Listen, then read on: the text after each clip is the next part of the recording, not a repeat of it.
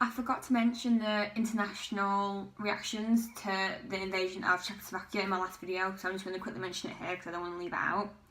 So the US publicly condemned the invasion and the Brezhnev Doctrine itself. However, they offered no military support because they were focusing on their war in Vietnam and they didn't want to provoke any possibility of a nuclear war.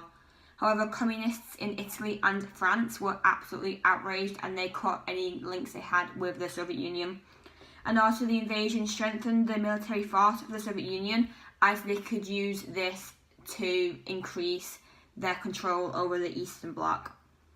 And then détente still continued despite this invasion as not many people died or were injured. But the invasion caused Brezhnev to believe the US would not intervene in any kind of military intervention with the Soviet Union, which was wrong, as we see with the US involvement with the invasion of Afghanistan. The USA ignored any agreements that would have been made in SALT II and instead began to build up their nuclear weapons, and the Soviet Union did the same, which kind of restarted the arms race. And also the USA had more technology now. They had Trident submarines and stealth bombers, which increased any risk of nuclear war. And also the Olympic boycotts were really significant about this time. The USA and 60 countries boycotted, which means they refused to go to the Olympics in Moscow in 1980. And then 4 years later, the Olympics took place in Los Angeles, and then 15 Soviet countries boycotted these Olympics. And this was really significant as it showed how high tension had got between the two superpowers. And many Americans now really didn't trust the Soviets whatsoever, and this led them to elect Reagan in 1980, who was a strong anti-communist, and he wanted to roll back communism, which meant he wanted to push it into the Eastern Bloc and not let it spread. Reagan introduced many new changes to America at this time, the first one being military spending, which he increased by 21% in 1983, which included stealth bombers and Trident submarines. And then the Reagan Doctrine meant the USA would support anti-communist governments and anti-communist groups, for example, in Central America. And he described this as rollback of communist influence.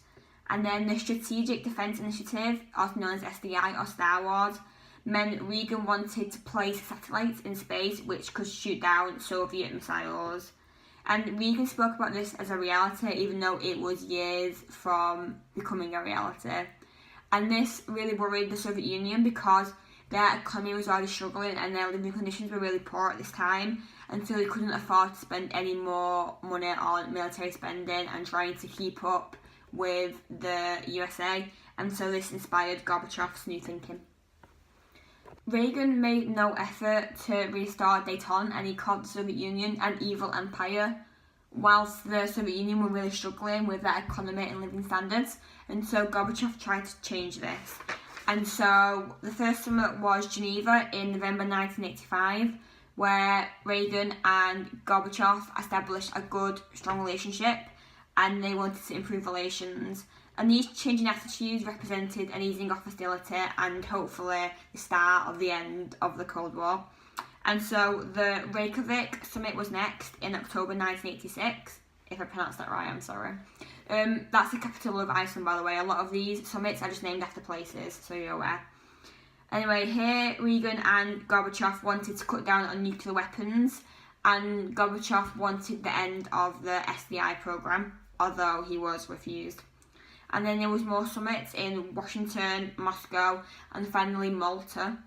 So all these three helped to improve relations, and by Malta, which was between Gorbachev and Bush, they basically established the end of the Cold War, which was really successful.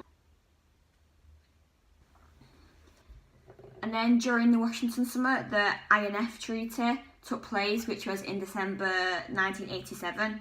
And INF just stands for Intermediate Range Nuclear Forces, and basically this just abolished any land missiles with a range of 500 to 5,500 kilometres. So again, it's just reducing nuclear weapons and halting the arms race. And Gorbachev also introduced two new ideas, one called perestroika. Again, could be pronouncing that wrong, but this just means he wanted to reform the Soviet economy to include practices which made capitalism successful. And also he wanted to introduce glasnost, which means openness. So he wanted less corruption in the Soviet government, which meant he would allow opposition and freedom of speech.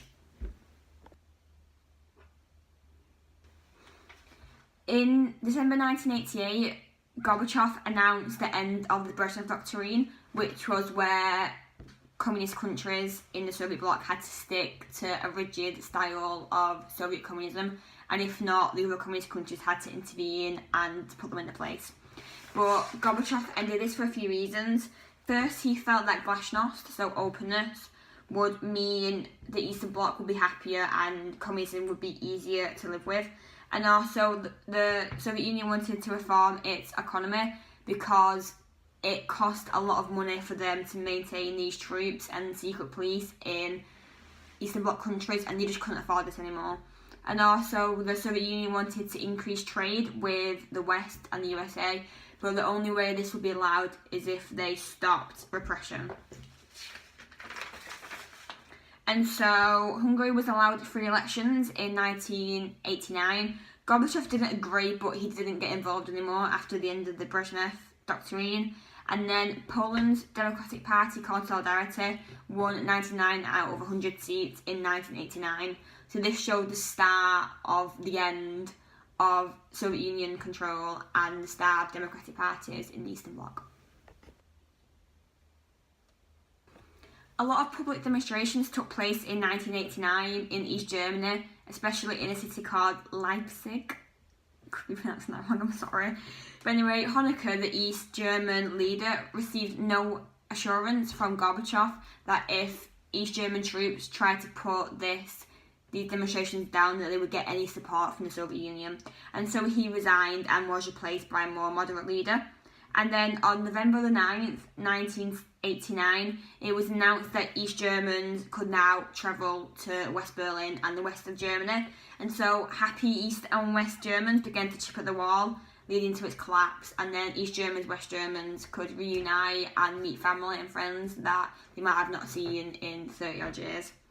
And so this is significant as a whole to superpower relations because the Warsaw Pact officially ended in July 1991, although a lot of Soviet troops were being withdrawn from Eastern Bloc countries since 1990.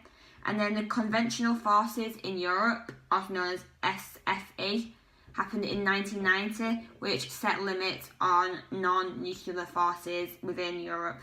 And then the Strategic Arms Reduction Treaty, also known as START, in 1991, meant the USA and the Soviet Union reduced their nuclear weapons by a third.